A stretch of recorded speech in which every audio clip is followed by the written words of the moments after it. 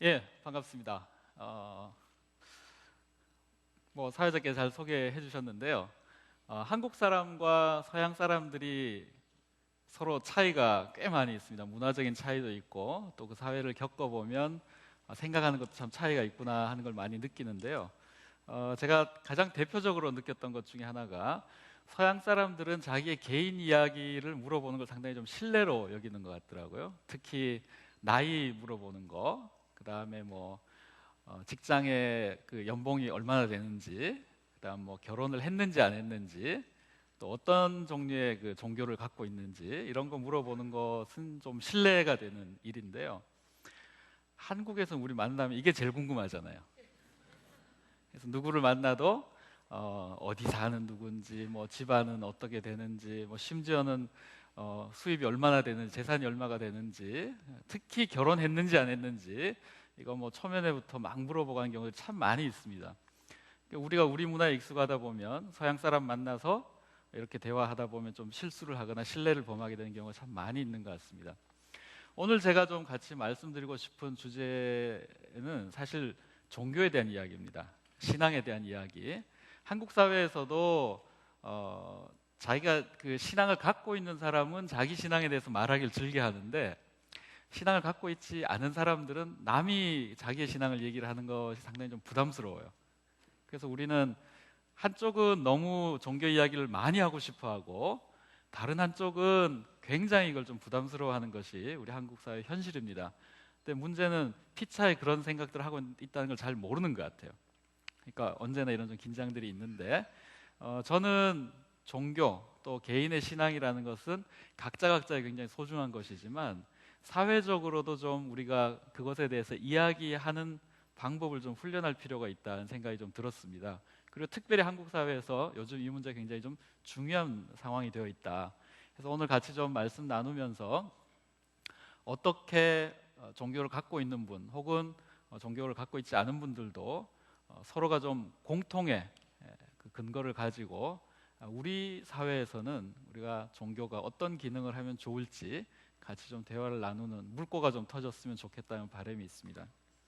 한국이 배출한 좋은 영화 감독들이 참 많이 계신데, 그 중에 대표적으로 이제 박찬욱 감독 같은 분의 작품 중에 이제 복수 3부작이라고 흔히 불리는 영화들이 있습니다.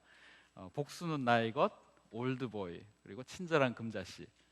직접 보셨거나 아니면 대충 그래도 내용을 좀 알고 계실 것 같은데요.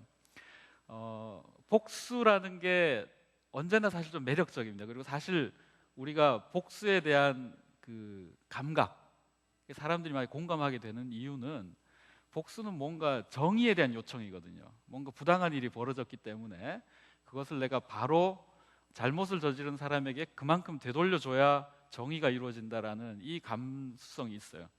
그래서 많은 사람들이, 특별히 억울한 인생을 살고 있는 많은 분들은 영화에서나마 이 정의의 요구, 실현, 정당한 복수가 이루어지기를 많이들 기대를 하는 거죠. 근데 이 세 편의 영화도 복수라는 테마를 잘 다루고 있는데, 저는 이 영화를 보면서 과연 복수에 성공했는가 하는 질문을 던져보게 됩니다. 이 감독이 이 복수라는 테마를 다루고 있는 굉장히 흥미로운 방식이, 저는 어떤 면에서는 복수의 불가능성에 대해서 얘기를 하고 있지 않나 하는 생각이 들었어요.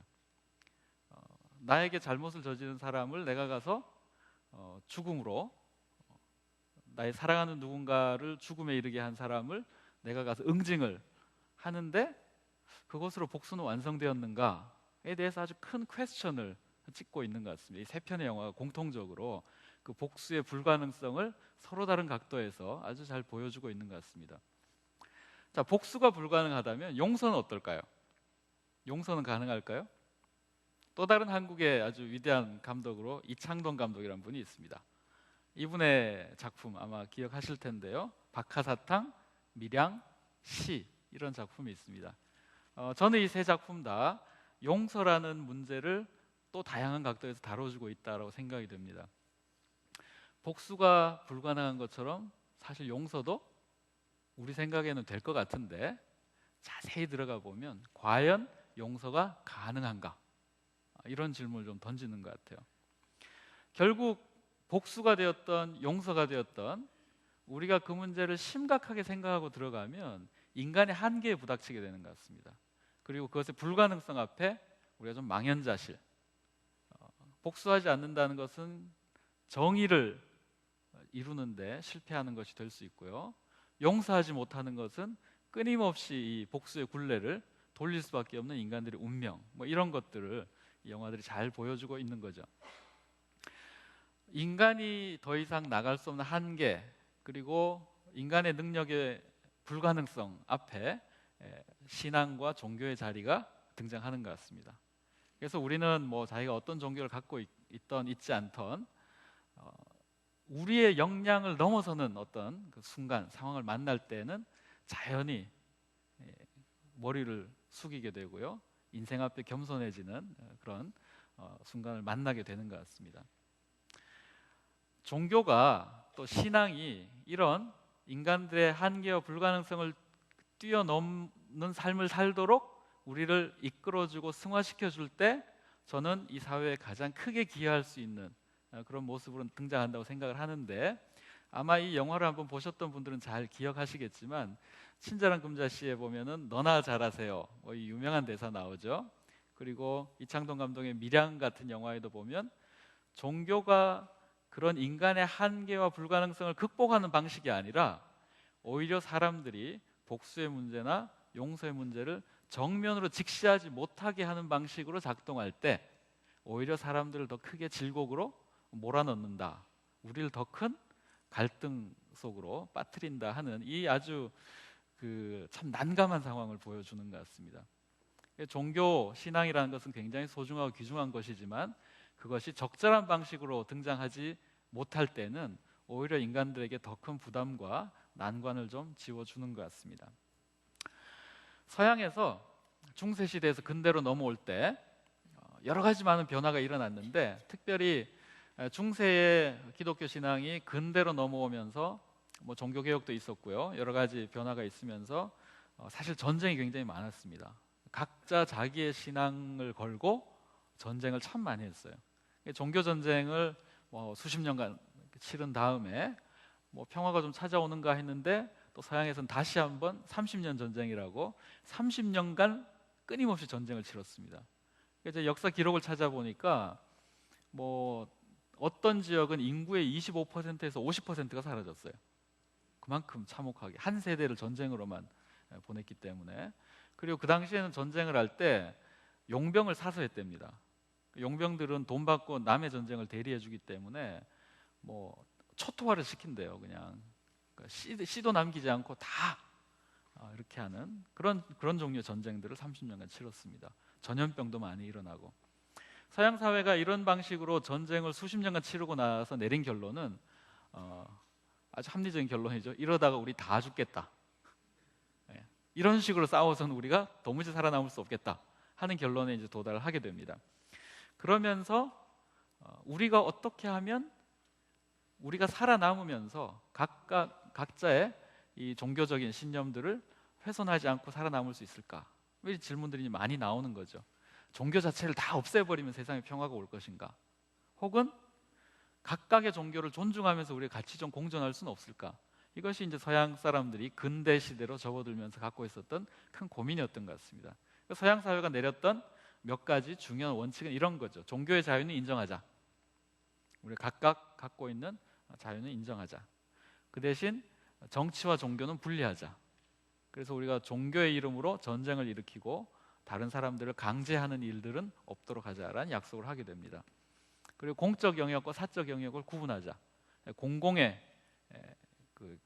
논의가 필요한 것과 사적으로 개인적으로 처리하는 부분. 그래서 특별히 이제 종교의 영역은 서양에서 이제 사적 영역에 속하는 것으로 이렇게 간주를 하게 됩니다. 그래서 사적 영역이 함부로 공적 영역에 침입해서도 안 되고요, 공적 영역이 함부로 사적 영역을 건드려서도 안 됩니다. 왕은 자기 아들한테 뭐 왕궁을 지어줘도 상관이 없지만 대통령은 아들한테 막집을 지어주면 안 되는 게 그 세상이 그렇게 근대에 와서 바뀌었기 때문에 그렇습니다. 그리고 누구든지 공적 영역에서 일하는 사람은 어떤 신앙을 갖고 있든지 마치 자기가 종교가 없는 것처럼 하고 우리가 같이 일을 하자.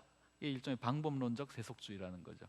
우리가 무신론자가 다 되어야 되는 게 아니라 마치 종교가 있지만 종교가 없는 것처럼 하면서 우리 공적인 일들을 처리하자라는 종류의 약속들이 서양이 근대에 들어오면서 갖게 된 약속이었습니다. 한국 사회 이야기 하나 하고 좀 마무리를 지어야 될 것 같은데요. 최근에 아마 그 강남에 있는 봉은사라는 절에 기독교 불교 CD인 것처럼 하고 이제 기독교 설교를 이렇게 배포한 사건이 있었습니다. 제가 그런 건 아니고요. 2010년에 봉은사에서 또 한 번 사건이 있었는데 2010년 10월 26일로 제가 기억을 합니다. 개신교 청년들이 봉은사에 가서 뭐 소위 말해서 이제 영적 전쟁을 한다고 기도하고 하는 것들을 자신들이 촬영을 했던 동영상이 유출이 되는 바람에 굉장히 비난을 받은 적이 있습니다. 그때 그 사건이 인터넷에 뜬 걸 보고 제가 이건 참 큰 문제가 되겠다 싶어서 블로그에다 그날 밤에 글을 썼어요. 그래서 올렸는데 굉장히 많은 사람들이 보고 뭐 많이 퍼나르기도 하고 그랬던 기억이 있습니다. 그 블로그에 제가 썼던 내용은 뭐 대충 이런 겁니다. 그 청년들이 꼭 나쁜 사람들은 아니었을 것 같다. 자기의 신앙, 자기들이 생각하기에 자신들은 이렇게 신앙을 표현해야 된다고 생각해서 아마 그걸 한 것 같다. 나도 한 20년쯤 전엔 저러고 다녔던 것 같다. 저도 이제 자기 고백을 좀 했었고요. 근데 내가 지금 똑같은 방식으로 이렇게 살고 있지 않은 이유는 한 3가지 정도 이유를 제가 떠올렸는데, 첫 번째는 나의 신앙을 남의 신앙을 부정함으로써 입증하는 것은 옳지 않다라고 생각했기 때문이다 하는 거였습니다. 첫 번째가 왜냐하면은 그런 진리는 홀로 설 수 없는 진리이기 때문에 남의 신앙을 부정하는 것으로 내 신앙이 확립되어야 된다면 그것은 옳지 않은 것 같다라고 생각했기 때문에 난 더 이상 거기에 동의하지 않게 된 것 같습니다. 두 번째는 우리의 신앙을 자꾸 너무 좀 전투적인 언어로 자꾸 표현하기 시작을 하면 비록 그것이 상징적인 수준의 표현일지 모르지만 언어가 우리 정신을 지배하거든요. 점점 우리 안에 공격적인 심성이 형성될 수 있고 우리 마음속에 다른 종교에 대한 그런 공격적인 심성이 형성된다면 그것이 물리적으로 발현되는 것은 시간의 문제일 수 있다. 그냥 우리 마음이 이미 거기에 뭐 꺼리낌이 없는 상태가 된다면 우리가 그 주먹으로 풀 수 있는 거를 말로 잘 풀지 않잖아요. 그렇게 될 수 있다는 거죠. 그 우려가 됐기 때문에 좀 바꿨으면 좋겠다. 그리고 세 번째는 전도나 선교는 남에게 신앙을 강요해서 얻을 수 있는 게 아니라 그 사람들의 마음을 얻을 수 있을 때라야 가능한 것이다. 근데 그런 면에서 봤을 때는 이건 별로 전도나 선교 측면에서도 좋은 방법은 아닌 것 같다라고 생각을 했던 것 같습니다. 그래서 그렇게 썼던 글이 상당히 많은 사람들이 공감을 해주셨고 또 뭐 불교 신도들도 거기에 대해서 상당히 좀 동의하는 그런 표현들을 많이 해주셨던 것 같아요. 우리가 관용이라는 주제를 이야기를 할 때 관용은 어떤 사람이 굉장히 마음이 너그럽다든지 혹은 인격이 훌륭해서 남들을 그냥 잘 인정해 줄 수 있는 이런 경우에 드러날 수 있는 어떤 미덕으로 생각하는 경우가 참 많이 있는 것 같습니다. 그러나 제가 좀 전에 말씀드렸던 것처럼 서양이 중세에서 근대로 넘어오면서 관용, 다른 말로 우리 톨레랑스라고 널리 알려진 이 관용의 가치는 그냥 내 마음이 좀 넉넉하고 여유가 있어서 발휘해보는 미덕이 아니라 사실은 그가 옳다면 내가 거짓이 될 수 있고 내가 맞다면 저쪽이 거짓이 되는, 내가 도무지 같이 존재하기 힘든 종류의 상대를 이를 악물고 용납하는 행위를 관용이다. 이렇게 우리가 이해를 하는 것이 옳다는 거죠. 수십 년간 종교 전쟁을 치르면서 그들이 심성이 악했기 때문에 전쟁을 했을까요? 전혀 그렇지 않은 것 같습니다. 내가 진리라면 저들이 거짓일 수밖에 없고 반대로 저들이 진리라면 내가 거짓일 수밖에 없는 그런 어떤 극과 극의 만남들, 그 속에서 그것이 전쟁으로 터질 수도 있고 다른 종의 갈등으로도 터질 수 있는 거죠.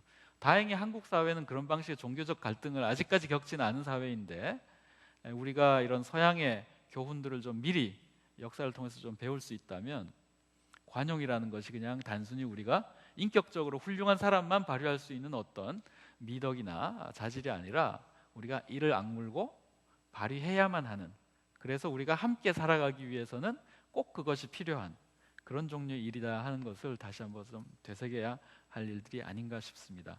전 이곳에 계신 여러분 모두가 우리가 신앙의 문제가 됐든 혹은 우리 사회에 점점 늘어가고 있는 외국인 노동자들 혹은 다문화 가정, 또 이데올로기적인 대립, 또 경제적인 양극화, 이 모든 상황에 저 사람을 인정하는 것은 나를 부정하는 것이고 내가 옳다면 저 사람을 부정해야 되는 상황에 맞닥뜨릴 때마다 한 번 더 이를 악물고 관용의 정신을 되새겨 주시면 참 좋겠다라는 생각을 합니다. 같이 좀 한국 사회가 관용의 정신이 더 많이 드러나는 사회가 될 수 있도록 힘써 주시면 참 좋을 것 같습니다. 감사합니다.